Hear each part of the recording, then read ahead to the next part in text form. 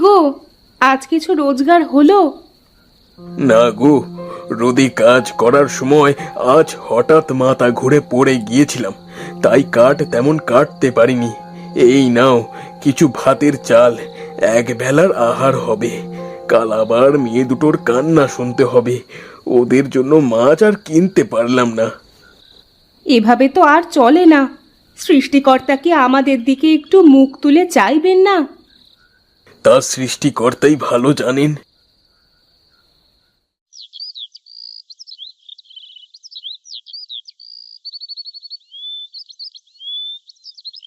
আজও শুকনো মরিচ পোড়া দিয়ে খেতে দিলে মা? হ্যাঁ রে, তোর বাবার শরীরের অবস্থা তো জানিস। অসুস্থ শরীরে খুব বেশি কাট কাটতে পারে না মানুষটা।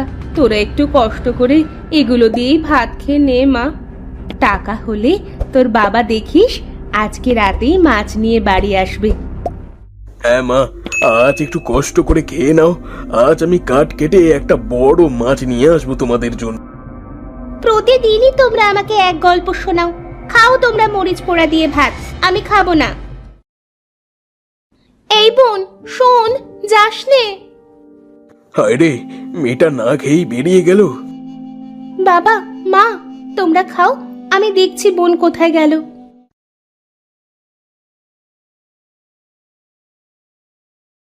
হায় খোদা, এই ছিল আমাদের অদৃষ্টের লিখন। খাবারের সাথে রাগ করতে নেই বোন, বাড়ি চল।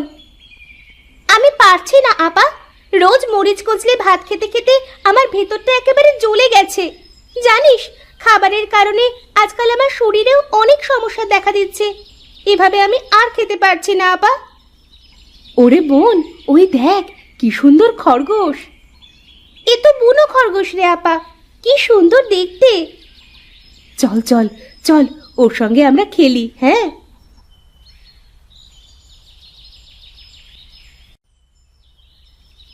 এই দাঁড়া দাঁড়া, ধর ধর বেটাকে ধর।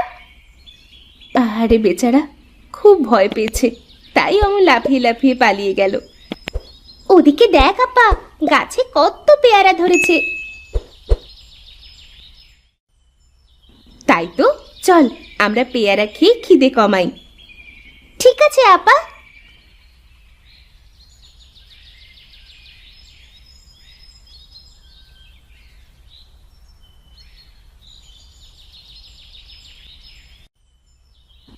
আহ, পেয়ারাগুলো কি মজার ছিল।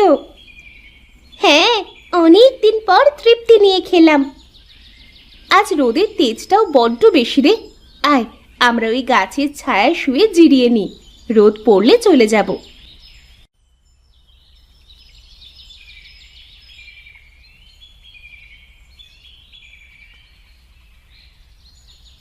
এই আপা, আপা উঠ উঠ, বাড়ি যেতে হবে তো।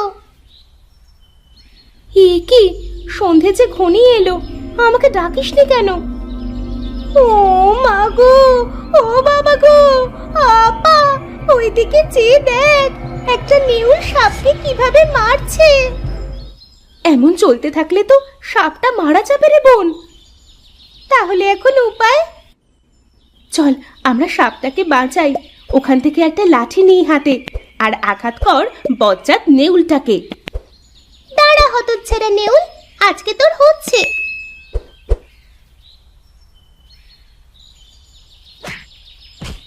মারে মার, আরো জোরে। হেইও, জীবন বাঁচাতে ভেগে গেল। ও মা গো, সাপটা তো আমাদের দিকে এগিয়ে আসছে, আর ওর মাথায় এত আলো জ্বলছে কেন? চল চল আমরা পালাই।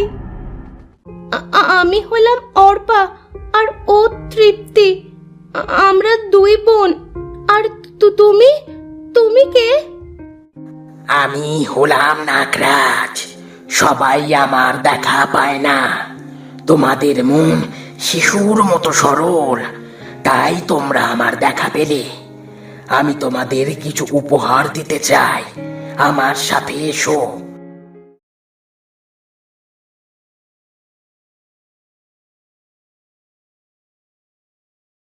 ভয় পেও না, এখানের গোল পাতাগুলো সরালেই পাবে অজস্র সোনার মোহর। তোমাদের যতটা প্রয়োজন নিতে পারো। ও মা, এখানে তো অনেক মোহর আছে রে আপা। আমি এখান থেকে একটা মোহর নিয়ে যাচ্ছি নাগরাজ। আমার ছোট বোনটার মাছ খাওয়ার খুব ইচ্ছে। এই মোহর বিক্রি করে আমি ওর সেই ইচ্ছে পূরণ করব। হ্যাঁ নাগরাজ, তাছাড়া আমরা আর মোহর চাই না। তোমরা দুই বোন সত্যি খুব ভালো। আমি তোমাদের সততায় ভীষণ খুশি হলাম। এখন থেকে রোজ একটা করে মোহর তোমরা এখানে এসে নিয়ে যাবে। তবে খবরদার, আমার কথা ভুলেও কাউকে বলতে যাবে না। বিদায়।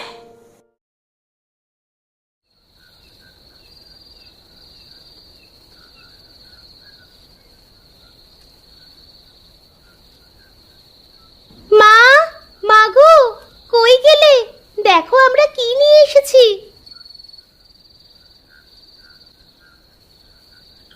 ও মা, এতগুলো মাছ কে দিল এসব তোদের? কে দেবে আবার? সকাল থেকে বাড়ি নেই, নিশ্চয়ই দুটিতে মিলে দূরের শীতলক্ষা নদীতে মাছ ধরতে গিয়েছিল। মারে, আর কখনো এমন করিস না। আমরা কত চিন্তায় ছিলাম জানিস। হয়েছে, এবার মাছগুলো নিয়ে কেটে রান্না করো। মেয়ে দুটো আমার সারাটা দিন না খেয়ে আছে।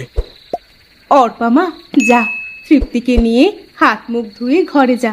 আমি মাছগুলো কেটে ভাজি করে আনছি। আজ তোরা মাছ ভাজি দিয়ে ভাত খাবি। ঠিক আছে মা। তৃপ্তি, কলপাড়ে আয়।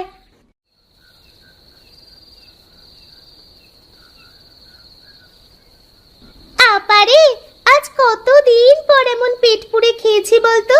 সুখে আমার চোখে পানি চলে এসেছে দেখ। ঠিকই বলেছিস। তবে মাছ কিনে যে টাকা বেঁচেছে তা দিয়ে আমাদের কালকে চাল, ডাল, তেল, মশলা সহ কিছু সবুজ শাকসবজি কিনে আনতে হবে। বাবা এত কষ্ট করে, এখন থেকে ওনার কষ্টটা একটু কম হবে, কি বল? হ্যাঁ রে আপা, তার বলতে। সোহেল ভাই, রুবেলের বাড়ি থেকে আজ ভাজা মাছের গন্ধ আসছে। ব্যাপারখানে কি? চুরি করতে করতে তোর মাথাটা একেবারে বিগড়ে গেছে রুবেল, তাই এমন উদ্ভট কথা বলছিস। নুন আনতে পান্তা ফুরায় লোকের বাড়িতে আবার মাছ ভাজা খাবে, হয়েছে তাহলে? কি জানি, মনের ভুলও হতে পারে। চলো, পা চালাও।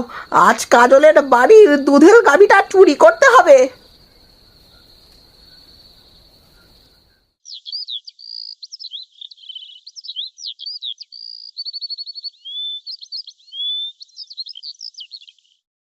কি রে, ব্যাপার খারাপ কি বলতো? কালকে এনেছিস মাছ, আজকে এতগুলো বাজার। সত্যি করে বলতো, এত সব করার জন্য তোরা টাকা কোথায় পেলি? নিশ্চয়ই গতকাল একটু বেশি মাছ ধরেছিল, হয়তো সেগুলো বিক্রি করেই। তোরা আবার চুরি টুরি করছিস না তো কোথাও? খোদার কসম, চুরি করিনি মা, এগুলো আমাদেরই অর্জন।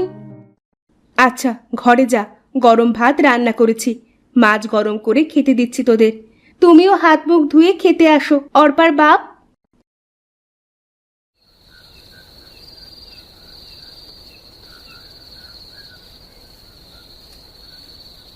সোহেল ভাই শোনো, আজ আবারও ভাজা মাছের গন্ধ নাকে আসছে। সে তো আমার নাকেও আসছে, কিন্তু দিনমজুরের বাড়িতে পরপর 2 দিন মাছ ভাজি খাচ্ছে। বিষয়টা তো সুবিধের মনে হচ্ছে না। চলো তো দেখি, জানালা দিয়ে কিছু দেখা যায় কিনা। মা, ও মা, তোমার ছোট মেয়ে তো না খেয়ে ঘুমিয়ে যাচ্ছে। আর কতক্ষণ? এই তো মা, চলে এসেছি। তৃপ্তি, ওঠ মা, খেয়ে নে। ওরে বাবা রে, আজ তো মাছের ভাজি দিচ্ছে মেয়েদের বাসনে। নিশ্চয়ই এর পেছনে কোনো রহস্য আছে, আমাদের সেটা খুঁজে বের করতেই হবে। মা, কোথায় তুমি? আমরা গেলাম। সাবধানে যাস মা, আসার সময় মনে করে কয়টা পেয়ারা নিয়ে আসিস। তোর বাবার খুব পেয়ারা খেতে ইচ্ছে করছে। ঠিক আছে মা।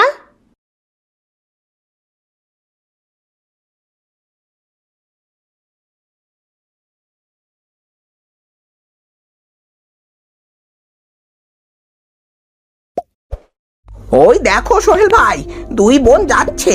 আজ দেখেই ছাড়বো ওরা কোন নদী থেকে এত মাছ ধরে। পিছু পিছু চল।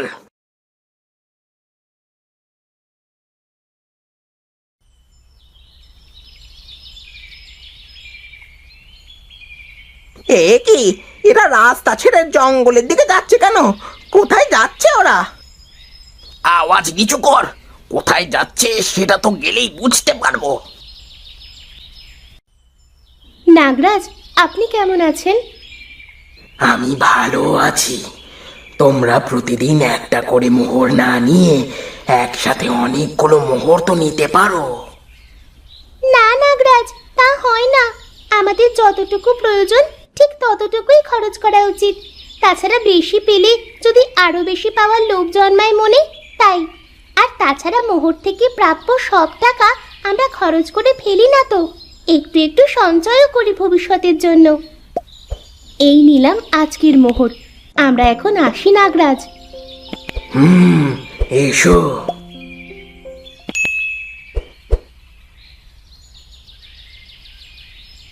ও, এই তাহলে আসল গল্প। ওরে রুবেল, আমাদের তো গুপ্তধন হাত ছানি দিয়ে ডাকছে। এখন শুরু হবে মহা ধামাকা। চুরি করবে? পাহারাদার যে একটা সাপ। আরে রাখ তোর সাপের গল্প, মেয়ে দুটো চলে গেছে, এক্ষুনি চল। সোহেল ভাই, যদি কামড় দিতে আসে?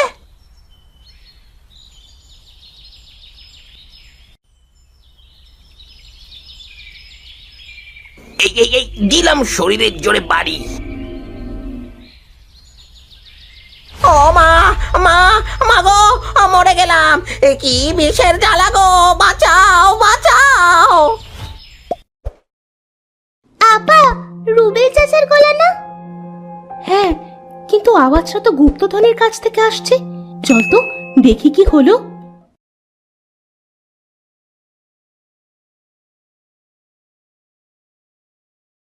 এ কি আপা, ওদের শরীর যে পুরো নীল হয়ে গেছে। হায় খোদা, এ কি সর্বনাশ হয়ে গেল। নাগরাজ, দয়া করে ওদের আপনি ক্ষমা করে দিন, বেঁচে থাকার একটা সুযোগ দিন। না অর্পা, না, এমন মানুষকে দয়া করলে সৃষ্টিকর্তা আমার উপর নারাজ হবেন। ওরা ছিল ভীষণ লোভী, আর লোভীদের পরিণাম একটাই, সেটা হলো মৃত্যু।